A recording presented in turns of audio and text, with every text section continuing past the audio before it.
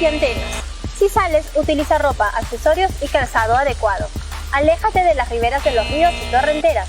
No conduzcas vehículos ni transites por calles inundadas. Mantén siempre la azotea de tu casa despejada. Ten lista la mochila de emergencia con víveres enlatados y agua, documentos importantes, herramientas para reparaciones de emergencia, botiquín, radio y linterna a pilas, el directorio de familiares y los servicios de emergencia. Puedes comunicarte a las líneas de emergencia de Defensa Civil, Seguridad Ciudadana, Servicio al Ciudadano y mantente conectado a las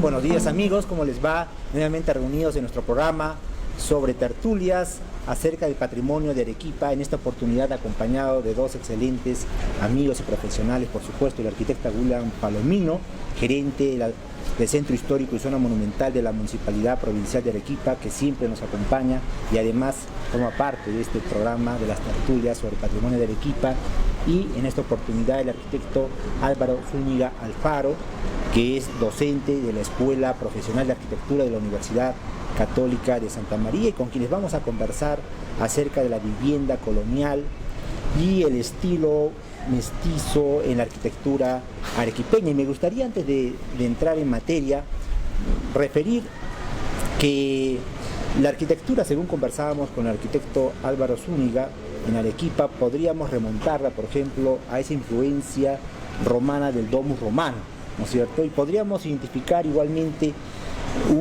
algunos periodos que están conectados con los terremotos acaecidos en nuestra ciudad. Creo que el factor terremoto ha sido determinante, ¿no es cierto?, justamente para poder adoptar nuevos estilos del barroco mestizo, ¿no?, y pasar al neoclásico a partir del terremoto de 1784, ¿no?, que fue muy importante, y podríamos reconocer incluso ya en el siglo XIX con el famoso terremoto de 1868, de los cuales muchos tienen memoria, ¿no?, y la adopción del techo plano. Sobre el particular, arquitecto Álvaro Zúñiga, ¿cuáles son esa predominancia del barroco mestizo, ¿no?, y el estilo arquitectónico que predominó justamente con este barroco mestizo en Arequipa después de fundada? Bueno, el barroco mestizo tiene una historia anterior que está basado en los primeros constructores y las primeras arquitecturas que se trajeron por los españoles durante el siglo XVI y la primera parte del siglo XVII. De estos primeros valores, lo que es aprendido por los constructores naturales indígenas, hay que diferenciar el arquitecto español que viene a trabajar en Arequipa de la mano de obra que dirige ese arquitecto español, ¿no? Entonces, estos arquitectos españoles nos traen de cierta manera algunos modelos urbano-arquitectónicos renacentistas, sobre todo de los periodos finales del Renacimiento, también se les llama manierismos, ¿no? Y estos moldes, figuras de la vivienda urbana basada en el domus romano que ha recuperado en el siglo XVI por los arquitectos renacentistas como una nueva forma de vida urbana o de vivienda urbana que también se le llama palacete, va a ser aprendido por la mano de obra mestiza indígena durante finales del siglo XVI, inicios del siglo XVII. Pero hay un suceso, y es que para mediados del siglo XVII ya no llegan los constructores españoles. Entonces la arquitectura de iglesias, de conventos y después de viviendas queda en manos de sus aprendices indígenas, quienes lo único que hacen en un primer momento es repetir las adicciones de los siglos XVI y XVII. Punto 1. Punto 2, que tenemos la presencia de los sismos. Entonces, las primeras arquitecturas del siglo XVI no han subsistido, porque hemos tenido sismos en 1582, en 1600 Putina y 1604. Entonces, estos sismos borraron todas esas evidencias. Recién para 1605 al 1620 se reinicia con las construcciones de los claustros, y es ahí donde la mano de obra indígena es fundamental, ¿no? porque aprenden todos esos elementos.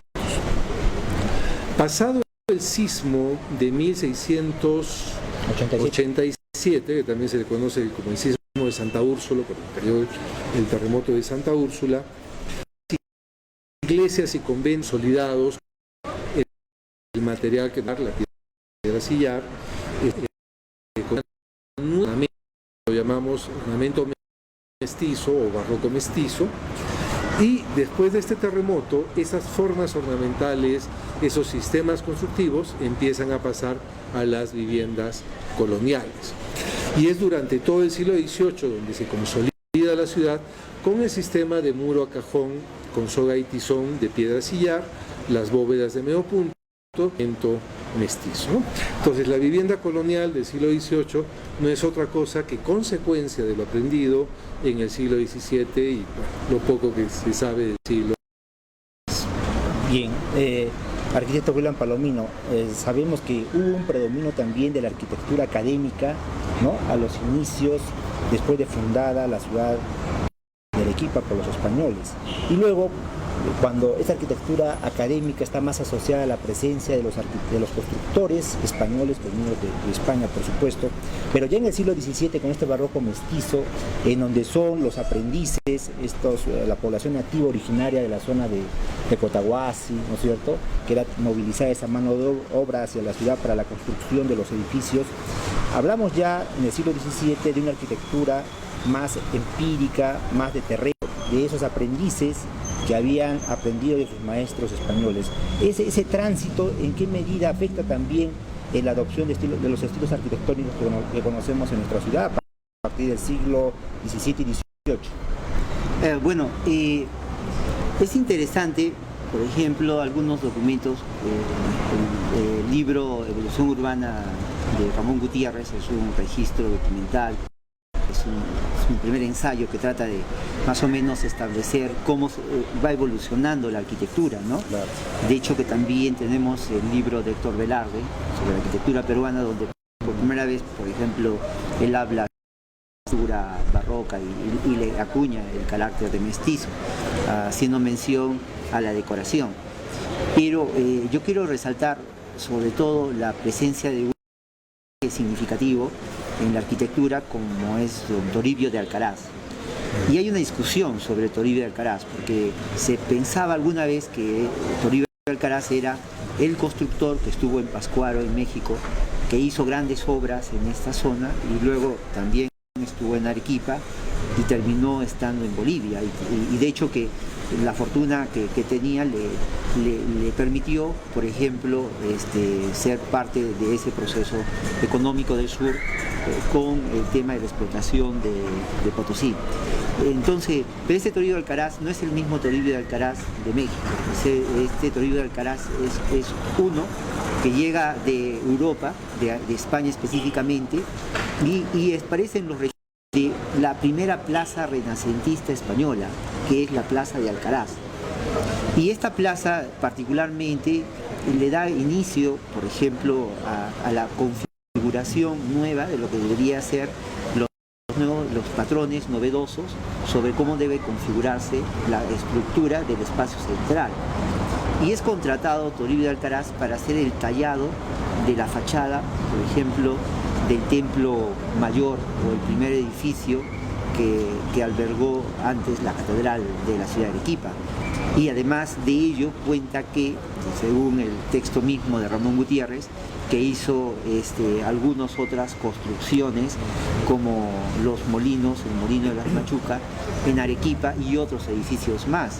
Entonces es muy probable que Toribio de Alcaraz, al ser un maestro alarife, connotado, español, debería haber dejado una escuela en el tallado de los portales de los edificios en Arequipa.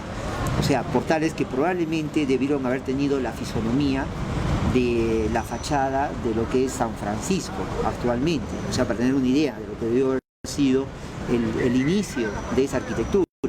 Y de hecho que el portal o la fachada o la puerta de ingreso era lo único que tenía el tallado, y el resto de la edificación era construida con piedra y argamasa o calicanto, ¿no? Y para que más o menos nos puedan entender, eran más o menos como los muros de las casas del Colca, estas casas de piedra, ¿no? Pero en vez de utilizar barro se utilizaba el famoso calicanto, que no es más que cal, arena y canto rodado. Bien, después de una pausa vamos a regresar para seguir conversando acerca de los patrones arquitectónicos de la vivienda colonial en Arequipa. Nos encontramos en el MAC del Mall Aventura Porongoche, donde también está una de las oficinas descentralizadas de la Municipalidad Provincial de Arequipa. Vamos a conocerla.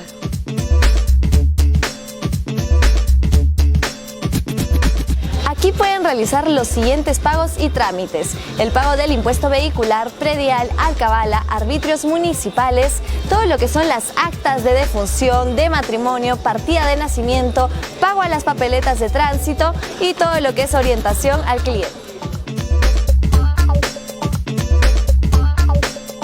Así de rápido y fácil.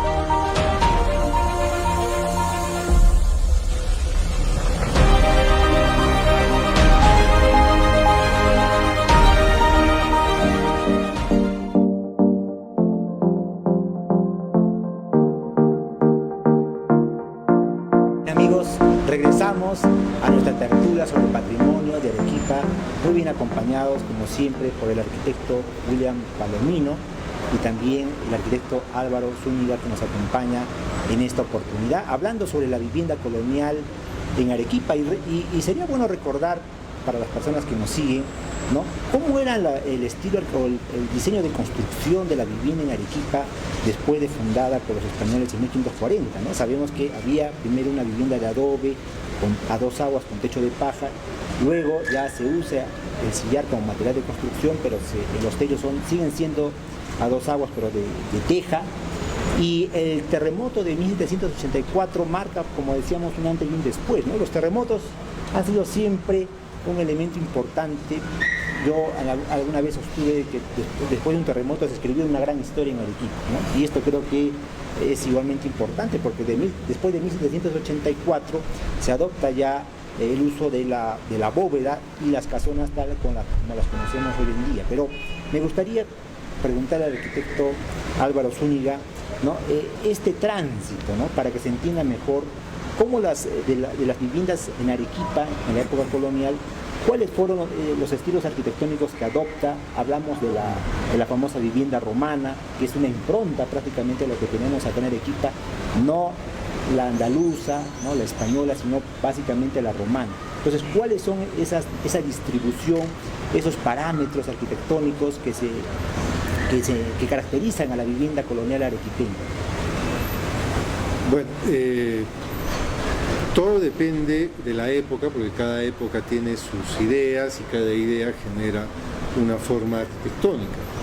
Y, segundo lugar, toda la arquitectura en Arequipa siempre se ha renovado después del sismo. El sismo viene, destruye la ciudad y en un momento posterior tiene que reconstruirse, ¿no? Y en este reconstruir, pues muchas veces se cambia o se actualiza el estilo de las edificaciones.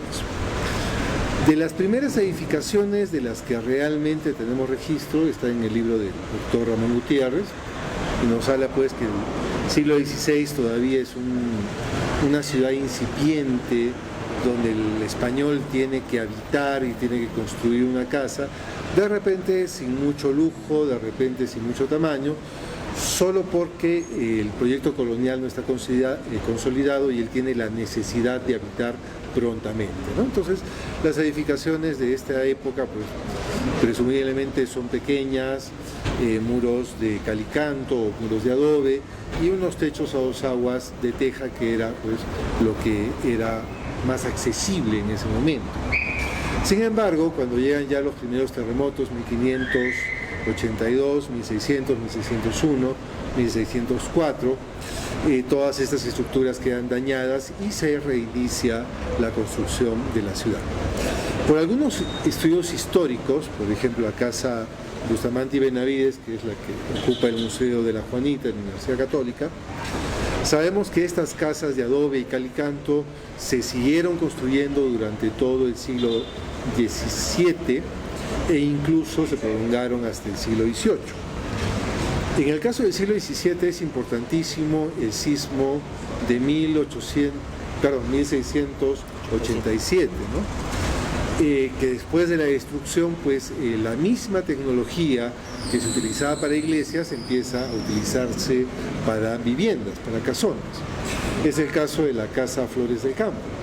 Sabemos que una parte de esta casa ya estaba construida en 1699 y ya tenía los muros de sillar, las bóvedas de sillar, incluso un tamaño de sillares muy similar al que se utilizaba para las iglesias. Tristán del Pozo. No, Flores del Campo. Flores del Campo.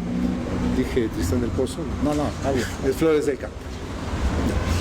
Bueno, en el caso del estilo de la casa Flores del Campo, pues se ven algunas reminiscencias de las épocas anteriores, es decir, del renacentismo manierista, aunque hablar de estilos en Arequipa es muy difícil, porque nuestra arquitectura es más una arquitectura popular, hecha por constructores sin ningún tipo de formación. Y si nuestros constructores mestizos e indígenas no tenían formación, no sabían realmente qué era un estilo. Entonces solo repetían las lecciones aprendidas en años anteriores, ¿no? Después, para el siglo XVIII, a inicios del XVIII, tenemos evidencia de que estas casas de adobe o calicanto con sus techos de teja empiezan a ser destruidas, no necesariamente por los sismos, sino más bien por ser reemplazadas por las estructuras de sillar, con la intención de que éstas sean más perdurables a futuro, a la presencia de futuros terremotos, ¿no? Es así que llegamos al terremoto de 1784, donde las pocas casas que ya no habían sido reconstruidas en sillar, ahora lo van a hacer. En el caso de la momia Juanita, de la casa de la momia Juanita, tiene un contrato de compra-venta en 1734, donde se indica que todas las estructuras eran de adobe y de calicanto, pero ya se establece la forma del patio y el zaguán de ingreso hacia el primer patio. En esta casa se sabe que después de estos terremotos se reconstruye en sillar, entonces es más evidente que el sillar se utiliza para reconstrucciones post-sismo. Una cosita más, en el caso de la forma de la vivienda colonial, coincido plenamente con William y sobre todo con el doctor Ramón Gutiérrez. Es una vivienda que nace de la recuperación del domus romano que se hace en el Renacimiento, siglo XVI sobre todo, y que acá la traen los primeros constructores españoles. Pero lo más importante de la vivienda es que si es que no hay un cambio en la forma de vida, la vivienda sigue manteniendo su forma y sus características. Si la vivienda del siglo XVI y XVII es la misma que tenemos en el siglo XVIII, nos dice que la sociedad a la cual sirve la arquitectura, la cual posee la vivienda, no tuvo mayores cambios. Seguían manteniendo el mismo estilo de vida, seguían manteniendo las mismas actividades económicas. Eso, después del terremoto de 1868, va a haber un cambio fundamental, porque para el siglo XIX la actividad económica primordial de la ciudad es el comercio. Entonces las casonas se ocupan en un primer piso para actividades comerciales. Y gracias a las nuevas tecnologías traídas por el ferrocarril, como la madera o el riel, se empiezan a construir segundos pisos que son habitados por la familia. Entonces, primer piso comercio, segundo piso familia. Pero sí es que ha habido un cambio en la economía y en la forma de vida. Mientras que del 16 al 18, la forma de vida es la misma, la forma de la vivienda es la misma. Sin embargo, decía el arquitecto William Palomino, ¿no?, que los palacetes de las mansiones romanas tienen también aquí su presencia, los palacetes que conocemos o palacios en la ciudad de Arequipa, pero que esa misma arquitectura luego es asimilada por las construcciones de clase media que existen en nuestra ciudad, ¿no?, con esa misma distribución. ¿Eso es así? Bueno, sí, pero antes quisiera acotar algo más a lo que decía Álvaro, en el sentido de que sobre 1600, con este evento grande que se produjo con la erupción del Guanaputina, en el libro del padre Barriga, donde dice que la cantidad de ceniza que cayó hizo colapsar los edificios.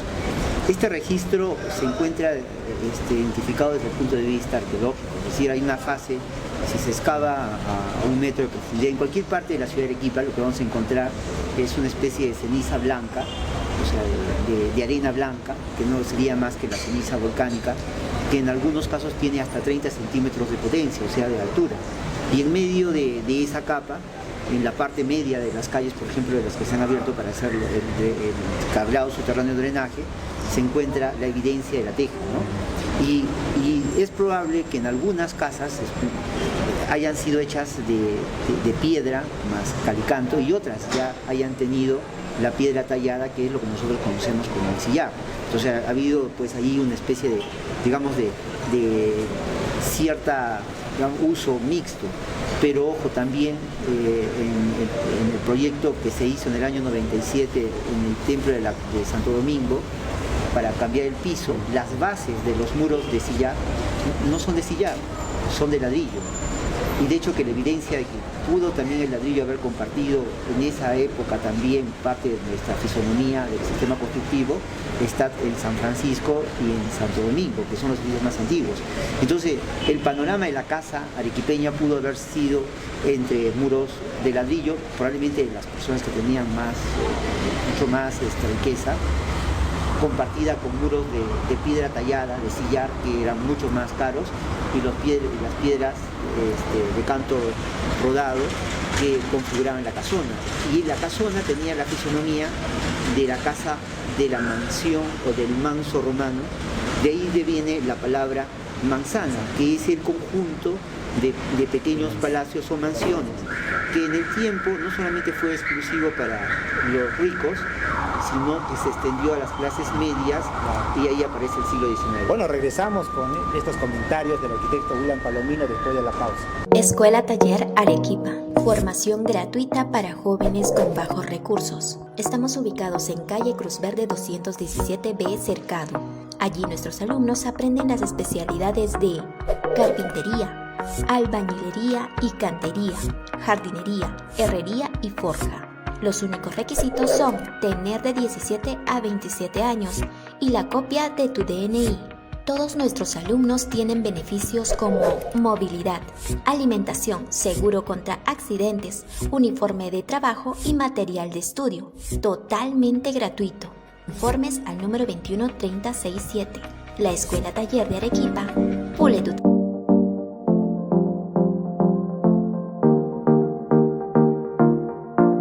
Amigos, seguimos con nuestras tertulias sobre el patrimonio de Arequipa, en esta oportunidad hablando de la vivienda colonial en Arequipa, y comentábamos con el arquitecto William Palomino acerca del palacete, del palacio, ¿no es cierto?, que es una impronta también llegada de Europa. Cuéntanos, William, ¿cómo era la presencia del palacio en Arequipa y cómo así también esta edificación fue adoptada para la construcción de las casonas de la clase media arequipeña? El modelo latinoamericano, y es un modelo que no solamente es ciudad de Arequipa, asume el manso o la casa del rico romano, que es de donde viene la palabra también mansión, como el prototipo. Y de hecho que el conjunto de estos mansos o mansiones o pequeños palacios van a dar lugar a la expresión de manzana, que es el conjunto de edificios que tienen esta particularidad. Y en Arequipa se miran de una manera muy especial, y de hecho que esos mansos tienen casi el patrón o la referencia de la casa romana del siglo I, constituida por 2 o 3 o 4 patios. El primer patio, por lo general, de la casa romana o del domus romano, es un patio que no tiene elementos de sombra, es abierto, es el atrio. El segundo patio, más bien, a diferencia del primero, sí asume un peristilium o un conjunto de columnas que le va dando sombra, tal cual como, por ejemplo, lo que vienen a ser los portales de la Plaza de Armas. Ese viene a ser la configuración. Y ese patrón se va reproduciendo tanto en el siglo XVIII, y en el siglo XIX va a pasar un acontecimiento social significativo de la casa, de la tipología, que no solamente va a ser exclusiva de las familias apotentadas de la ciudad de Arequipa, sino que también de la clase media, y se va a extender y va a llegar incluso hasta los pueblos tradicionales. Y allí hay una diferencia. Por ejemplo, la casa española de tradición, del domus romano, es continuo, o sea, quiere decir que sus 4 lados configuran perfectamente una continuidad. En cambio, la casa andina es más bien diferente. La casa andina también tiene un patio, pero donde las habitaciones están separadas, no están unidas. Entonces, cuando uno va, por ejemplo, a contextos de la zona rural próxima a Arequipa, puede incluso reconocer la casa que se fue construyendo a partir de la tradición española y romana, que es la casa del patio continuo. Y cuando uno aprecia la casa que más bien las esquinas están separadas y es como si fuese una sumatoria de habitaciones, entonces esa es la casa que tiene como elemento significativo a la cancha inca, o sea, es decir, la cancha local. Entonces esas ambas se fueron fusionando, y particularmente otra expresión de la casa arequipeña, volviendo al patrón del manso, mansión o pequeño palacio, son la manera como se distribuyen los espacios. Las fauces o el zaguán, que es generalmente en la parte media o en algunos casos lateral al patio, al ingreso del atrio, para un segunda fauces que da al peristilio, pero los espacios en torno a ellos son los grandes salones y algunas habitaciones de la familia más importante, o sea, los cubículos. Luego viene acompañado pues el gran comedor, lo que algunos historiadores le llaman el comedor de verano, que no es más que esta especie de galería abierta, que tiene un lado abierto, que es la parte de sombra, que va acompañada de la pequeña capilla donde está el santo patrón, y la culina o la antigua cocina.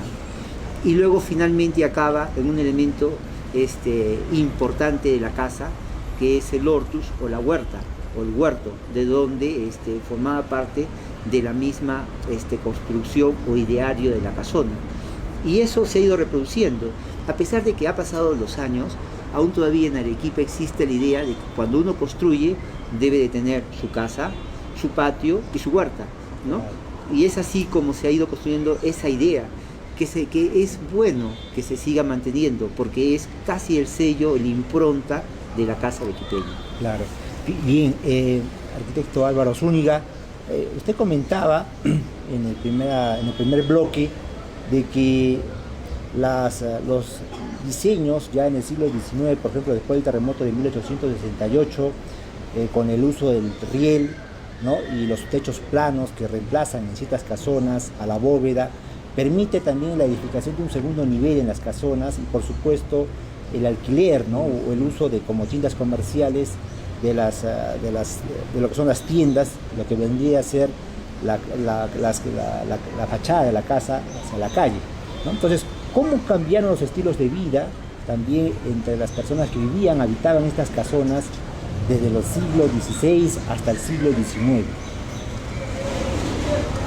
Bueno, en el caso de las casonas que ya se consolidan entre el XVII y el XVIII, básicamente la familia ocupa el primer patio, ¿no? siempre las habitaciones que están hacia la calle, unas le podemos llamar de representación y pompa, donde se reciben a personas, se hacen agasajos, ese tipo de cosas, y otra pues que sería un escritorio, ¿no? Las habitaciones de representación y el escritorio siempre están hacia la fachada. De ahí las demás habitaciones vendrían a ser de la familia propiamente dicha, familias extendidas, familias extensas, no es una familia nuclear, y mayormente pues los servicios se dan en el segundo patio, ¿no? Pero ya en el siglo XIX, cuando los modelos económicos cambian, cuando la actividad económica es otra, y la tecnología también es otra, que nos permite consolidar segundos pisos, muchas veces con estructuras de madera, recubiertas de madera, muy similares a las que tendríamos en Mollendo, y tejas pues de zinc, que también eran importadas, se ve un cambio, ¿no? O sea, ya no es la vida alrededor del patio, sino es la vida dentro de varias habitaciones que se van conectando, ¿no? Y bueno, y el riel pues que reemplaza las bóvedas que se cayeron después del terremoto de 1884. Este mismo fenómeno de cambio de la vivienda se ve ya en el siglo XX, cuando empiezan las primeras industrias, llegan los terremotos del 58 y 60, pues, y ya los estilos de vida son completamente diferentes, que va a conllevar, de cierta manera, un abandono del centro histórico por parte de las personas, de las familias que tradicionalmente habitaron ahí, ¿no? Entonces, nuestra vivienda siempre va a estar, de cierta manera, regulada por las formas de vida, por las actividades económicas, por los sismos y la tecnología constructiva. Bien, habría que agregar, me permito hacerlo, de que las casonas antiguas de la época colonial, la vivienda colonial, se caracterizaba por albergar a la familia extendida, ¿no? Ciertamente era una costumbre de que en la casona arequipeña antigua vivieran pues los hijos y las familias que habían formado a los hijos de los propietarios principales, y eso luego ya en el siglo XX eso cambia con las nuevas propuestas urbanísticas, con el nacimiento de las nuevas urbanizaciones también, ¿no? A partir de la década de los 40, centrando a la familia nuclear, de la familia extendida a la familia nuclear, ¿no es cierto? Y en la vivienda antigua de la época colonial también resalta el tema de la religiosidad, porque se ha mencionado la presencia de estos oratorios, ¿no? Y esa forma de vivir, digamos en la cual la familia se solazaba dentro de su vivienda colonial, dentro de estos palacios, porque contaban además con los huertos, ¿no? Que le daba, pues, suministraba de pronto algunos elementos o frutos para poder, comer, ¿no? Durante las estaciones que atravesaba nuestra ciudad. De modo que hablar de la vivienda colonial en Arequipa realmente es hablar de un tema muy vasto, muy rico. El arquitecto Álvaro Zúñiga está llevando a cabo, ha sustentado una tesis sobre el particular, y próximamente va a publicar un libro que creo que va a ser bastante esperado, ¿no es cierto?, esa publicación. Le agradecemos al arquitecto Álvaro Zúñiga por habernos acompañado, al igual que el arquitecto William Palomino, gerente del Centro Histórico y Zona Monumental de la Municipalidad Provincial de Arequipa. Y a todos ustedes, amigos, muchas gracias por seguirnos todas las semanas en su programa Tertulias sobre el Patrimonio de Arequipa. Será hasta la próxima oportunidad.